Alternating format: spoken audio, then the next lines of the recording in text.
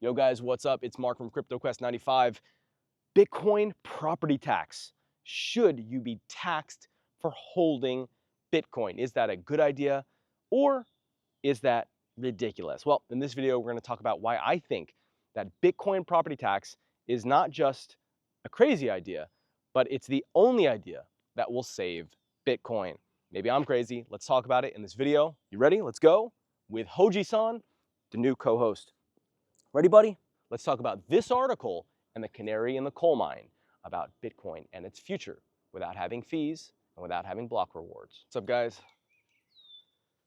It's a nice morning. Very pretty.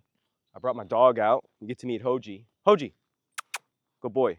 Hoji is a 13-year-old blind Pomeranian.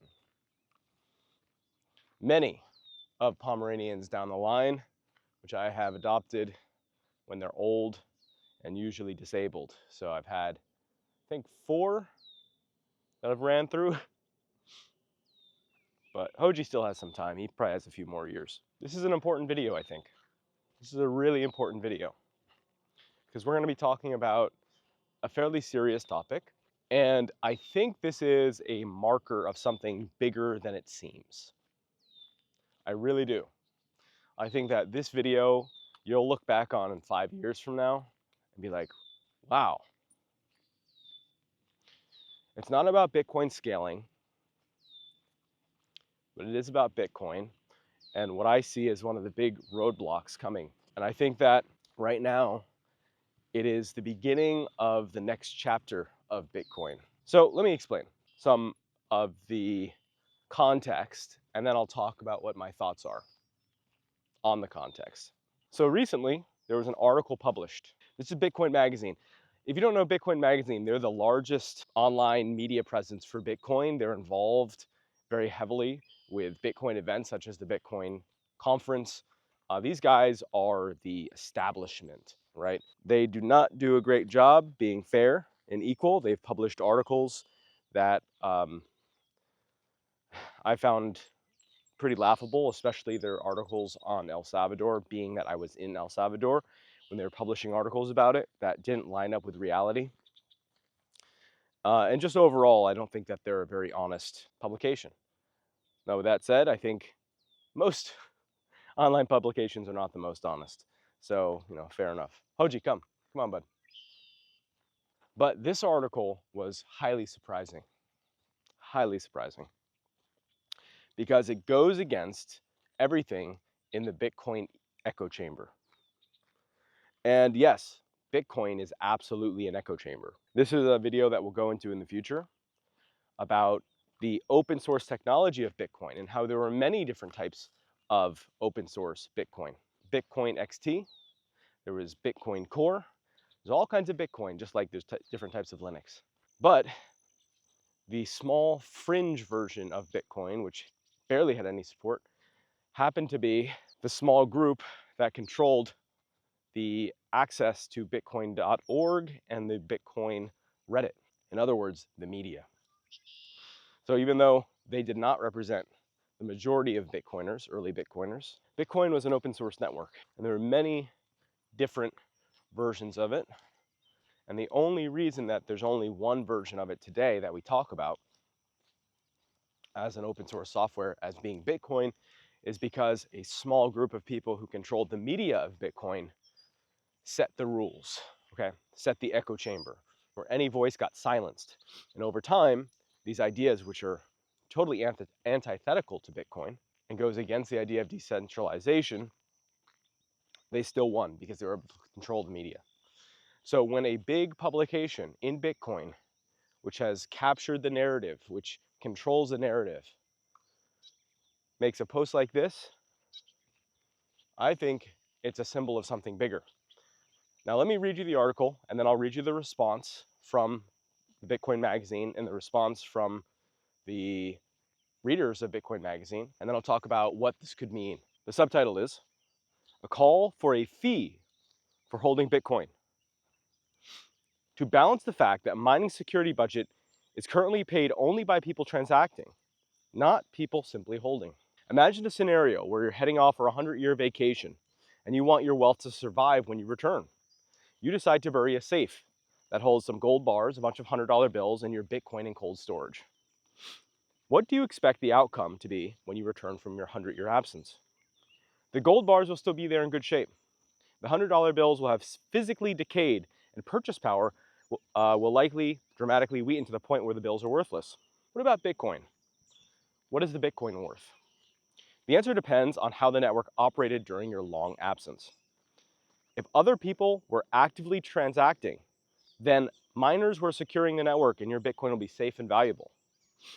If everyone puts their coins in cold storage and joins you in the 100-year absence, then transacting fees will plummet, miners will go out of business, and the network will atrophy and the coins will be worthless. In other words, the backbone of the Bitcoin network is an assortment of miners who process transactions and maintain the integrity of the blockchain via expending time and resources. Since the miners are compensated via transaction fees and predictably declining block rewards, transactions must occur for miners to have the funds to secure the network. Unfortunately, holders are not working. Holders are expecting that others will be compensating miners so that the holder's stake will maintain its value.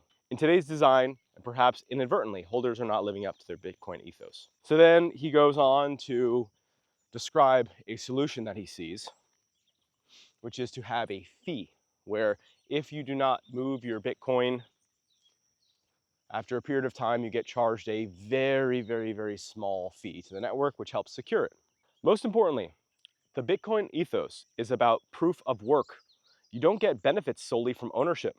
Bitcoin owners cannot expect others to secure the network and then have Bitcoin remain a stable store of value. All right, so there's more, but you can read the full article yourself. Very interesting, and we'll talk about why in just a minute. And despite me being, again, tangled up and roped up by this dog and kind of the ridiculousness of it, I really do think that this is a very important video. Maybe one of the most important that I've made in the past couple of years, because this affects everything. Whether you don't like Bitcoin and you're a Bitcoin Cash guy watching this, or you're a Monero guy watching this, everything in some way is tied a little bit to Bitcoin. So it's good to kind of have this in mind. So let's talk about some of the responses. First, they published this article under the name Bob, anonymous, no name. Some people speculated that this was Bitcoin Magazine's way to put out an opinion piece from maybe the owner of the article or of Bitcoin Magazine. Maybe it was put up by someone at Blockstream. No, who knows? But someone with a lot of power, because this post goes against the Bitcoin dogma. But it represents that perhaps people at the top are starting to have a change of heart, starting to realize, uh-oh, this isn't working. How are we going to change the dogma and make sure that the useful idiots don't wake up? That may or may not be true, but it turns out Bitcoin Magazine made a mistake.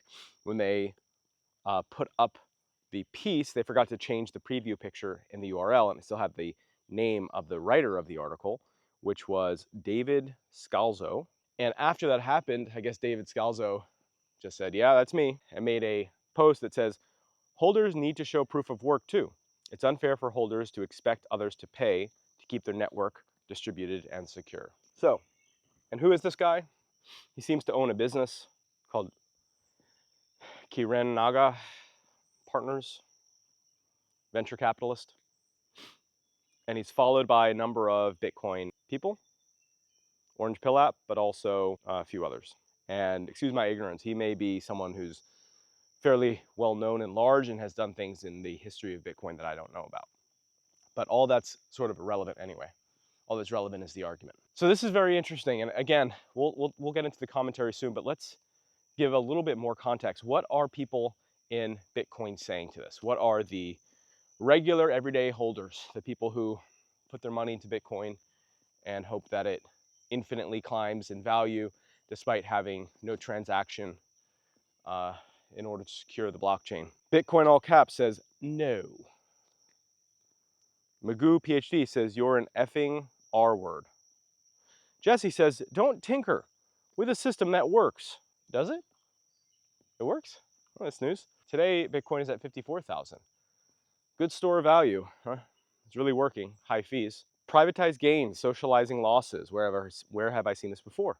Rest assured that if you see the word unfair in any tweet, it will be the dumbest effing thing you'll read all day, cracking up. Welcome to Bitcoin. Have fun staying poor. Cry harder. The proof of work is the education one must do in order to understand why we hold. Work that you clearly have not done, says Michelle. You couldn't be more wrong. No, my node will never support or upgrade to this fiat nonsense. Why don't you just take a seat and STFU? Stephen Livera says this is a clownish idea and you should rightly be laughed at. Your article makes no mention of free coin which already existed. If mining isn't working out for you, then stop. I think that's the point. You are now my enemy. And it goes on and on. You are now my enemy. I think that's a good ethos of Bitcoin. I shouldn't say of Bitcoin, I should say of the Bitcoin management block stream, of the Bitcoin primary influencers. This is a really telling thing where there is a problem with Bitcoin, with securing the blockchain. And they don't like his solution. That's fine. But the reaction to him giving his idea is you are now my enemy. Now, let's get into the commentary. Put my phone away. Very peaceful walk and talk, by the way. I never really talk about my personal life in these videos, but this feels like a video where I just want to walk and kind of tell you guys about my life and chat. But we got big fish to fry. We don't have time for that. I think that this article is so interesting because the creators of Bitcoin Magazine, the staff there, the editorial staff, their response is saying, we post a wide range of ideas, even things that we don't agree with. And don't get so butthurt that there's an opinion piece here that you don't like. In fact, us doing this shows that we're an open magazine that doesn't censor ideas we don't agree with. That's fine. I'm just a little curious why now, A, and B, I'm curious about if you are a for-profit company and your goal is not truth, your goal is to maximize the revenue you're getting, why would you publish this article? There are a number of other tweets I have and my editor will search for and put on the screen where they're swearing off Bitcoin Magazine, where they'll never read it again, where they're going to boycott them. So why would a business that knew this would be the reaction, because this is not in the approved dogma of Bitcoin. This is not, Adam Back has not personally signed off on this like he signs off on any changes for the core GitHub registry. So why would this be allowed? I'm exaggerating, of course. I think it's because this is going to be the beginning of a trend that's going to take years to develop. I think that this is where Bitcoin is actually headed for. I think that the insiders, the big dogs, know that this is true and something like this is going to be necessary. And they need to start normalizing this idea. And you think that couldn't happen. They couldn't take Bitcoin and put a property tax on it. That's insane. There's no way. If you went back to 2010, 2011, 2012, and you said that small blocks were the way to go, you would have been laughed out of existence. Because that's what they were doing. They were laughing at you. But it just took time to normalize the idea.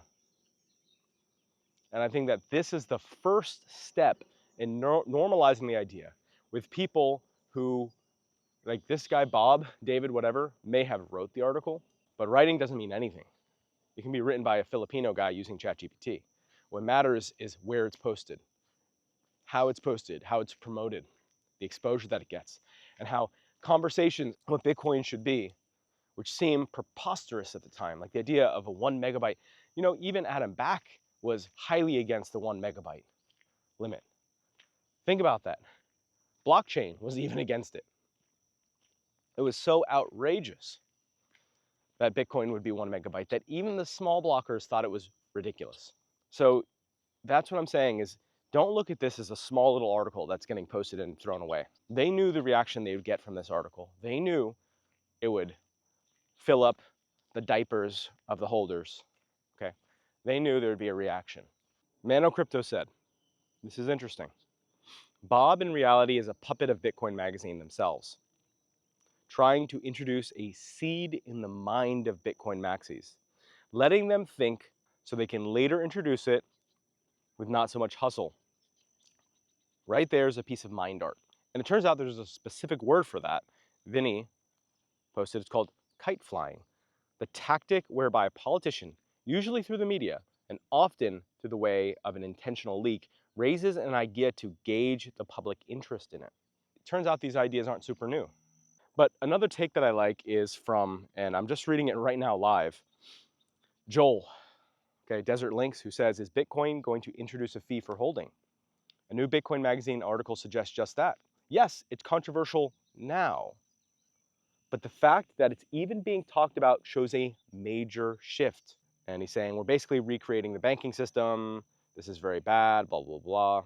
And his spicy take is that Bitcoin will get a tax to hold unless Bitcoin scales or adopts drive chains. But there's a tweet of someone replying to Bitcoin Magazine, the editor of Bitcoin Magazine, and saying, why would you post this? Why would you post this?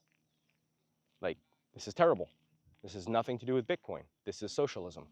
And the Bitcoin Magazine article, the editor, I mean, responded and said, I think his name is Shinobi, could be wrong. We're doing this, so we have freedom, so there's multiple voices. And the response was not favorable. Basically just said, that's fine, but this is not that. This is you just posting absurdities. You can see just how much resistance, that's the point, how much resistance there is to this. And how I believe Bitcoin Magazine knew this would be the response, but was doing this because they were trying to do kite flying. They're trying to seed the idea in the minds of Bitcoin holders because this is where it's going to go. So let's talk about, again, this is kind of a long video, but I think it's so important. I think this is the first time since the hijacking of Bitcoin with the block stream that there's been another major beginning of maybe a war. Maybe this could be where Bitcoin forks again. But this to me seems like the beginning of a new Bitcoin war. And I could be wrong. Maybe we'll look back at this video and be like, oh, that was dumb. But why is this even being discussed? Let's get into what's actually happening here. And we'll make it very simple. So if I have Bitcoin in the early days, 2009, wow. If I had Bitcoin back then, as Satoshi wrote in the white paper, and as the white paper describes, there's two economic models for keeping Bitcoin going. One economic model is you have a block reward. When you mine Bitcoin, this is oversimplifying, but miners get a reward for mining the block, and it's basically training wheels on the blockchain. That's why Satoshi put it in. The block reward is just supposed to get the network up to the point where it can run.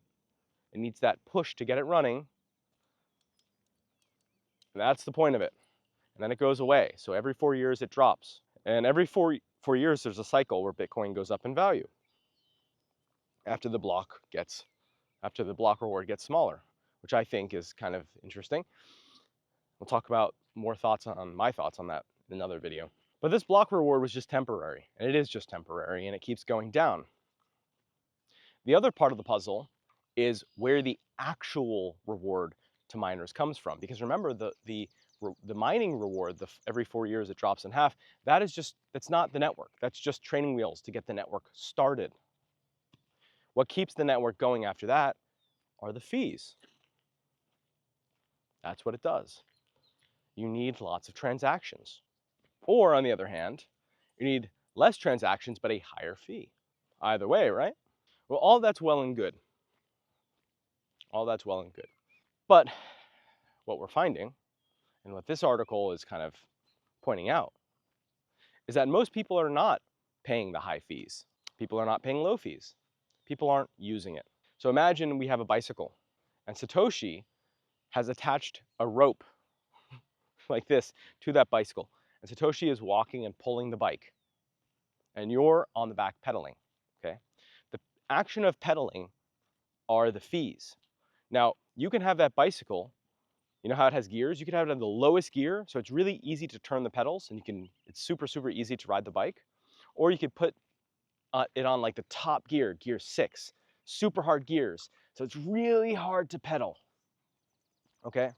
And that is the idea of high fees. Now, as time goes on, Satoshi, every 4 years of leading you on the bike, he gives half the effort. He gives half the effort. Well, in the low fee model, not a problem. It's easy to pedal that bicycle. There's low economic friction for people to use the network.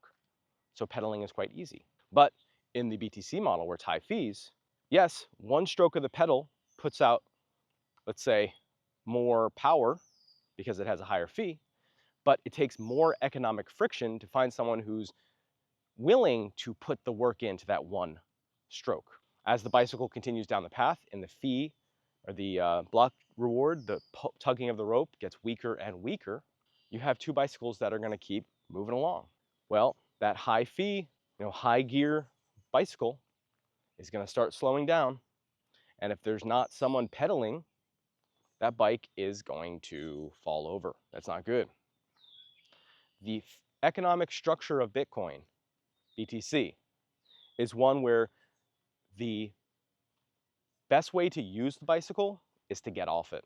The best way to use Bitcoin is not to use Bitcoin. It's to buy a bicycle, put it in your garage, close the door, and hope that it will continue running itself. Meanwhile, if you're in Bitcoin, like all the Bitcoin meetups I've gone to, you're not going to use Bitcoin. You're going to be using altcoins, as they call them. They're going to be using fiat dollars and credit cards, which are the same thing. How many Bitcoin meetups have I gone to? It's so lame. They pay everything in credit card. I'm like, what are you guys doing? So the solution to this, what is it? So in these two analogies, these two bicycles, the bicycle that takes very low power, it's low gear, it's easy to ride, no problem. I think that that bicycle is going to win the race from the one where the person on it doesn't want to pedal because he's punished pedaling because it hurts to pedal because the gear is too high. Okay, that's sort of the analogy. I think all of this is kite flying. Thank you for that term. And I think that this is the canary in the coal mine. Well, it's one of two things. It's either kite flying or it's canary of the coal mine, but both really are the same concern. Okay. If it's a canary in the coal mine, it's a genuine person, David, who genuinely sees a problem with Bitcoin in the future. And if it's kite flying, it's insiders who want to direct their herd of sheep or their blind dogs in the direction of something that will save the chain. So the question is, why? Why is this such a problem? Well, I've kind of given you an analogy, but here's another way to put it. The only thing Bitcoin is good for, the only thing is price appreciation. Keep that in mind. Bitcoin doesn't have utility besides its price. In my opinion, makes it not a very good coin. So long as the price keeps going up, no problem. But remember that all the people that are mining Bitcoin, which keeps the network secure and keeps Bitcoin Bitcoin, they have to pay for their electricity and their graphics cards. And if no one is using the network for fees, and there's not enough fees coming in to cover it, and the block reward gets low, what could cover it? What covers the mining for the miners? How do they pay for it? Well, the answer is pretty simple. Bitcoin's price keeps going up. If Bitcoin has 50% less block reward, but the price appreciates 50%, no problem, no change. Because you can take the Bitcoin that they mine, which is half as much, but it sells for double on the market, and you dump them into the market for fiat to pay for the things you need to do mining. No problem. Works great. But what happens if the price doesn't continue to appreciate relative to the requirements to mine it? That is the gas in the coal mine. Because what will happen is miners won't find it profitable enough. It won't be affordable, simply because the price of Bitcoin is not appreciating enough to cover the lack of transaction fees and the lack of the block reward. In other words, the bicycle starts slowing down. And the real problem with that is the only value of Bitcoin is that it's number one. And if miners don't turn a profit and start switching to other chains like Ethereum or Bitcoin Cash or Xano or whatever, Shiba, who cares? Well, I don't think that's just a coin on top of Ethereum, but you get what I mean. If that happens, Bitcoin becomes less valuable and the price drops. There's less hash. And the second that a coin flips Bitcoin and Bitcoin becomes the number 2, it's taken away 100% of its utility. Well, that's not true. That's not necessarily true. Let's rephrase that. Let's say if Bitcoin Cash or BSV even, or a new future coin or Litecoin, whatever, flips it, Ethereum flipping it is different. Maybe not. But the point is that once Bitcoin loses the majority of its hash power to another coin, what is it? Because the only utility that it has is that it has the most hash. Other coins, such as Bitcoin Cash, have utility beyond its price. In fact, I would say it has utility despite its price, which makes it one of the reasons why Bitcoin Cash is so much stronger than Bitcoin. Back to the bicycle analogy, this tax on holders is sort of like having a fat, lazy guy on a bicycle who's not pedaling. It's too hard to pedal. The pedals are too tough because the gear ratio is too high. And this tax is sort of like putting a little electric motor on it that you have to pay money into for the electricity to keep it going. Okay? The fat guy on the bike has to keep spending his money to charge his bike to keep it running because he can't pedal it, or he's not pedaling it enough to keep it in first place in the bicycle race. Because if this bicycle is not first place in the bicycle race, it has no other value. Okay? So these are all really important topics, and I think that this marks the beginning of something bigger, especially now that the price of Bitcoin is falling. Now, I have no delusions about the fact that the price will go back up. I don't think any of this is short term. I don't think like next year Bitcoin will be dead. Okay. But if we're looking through a long enough time window, 20 years, 30, 40, 50 years, I think Bitcoin is going to be in a lot of trouble. And that these ideas, which are so laughable now, are going to be seriously discussed soon. I think that's what's going to happen. Or maybe not. All right, guys. That's it for now. Thanks for watching my video. Be sure to comment below and let me know what you think. Do you think this idea of a Bitcoin hold tax is ridiculous? Or do you think it's the only thing that's going to save the chain? Let me know in the comments below. And tell me, how cute do you think Hoji-san is? Good boy. Good boy. Say hi. Guys, take it easy. See you around.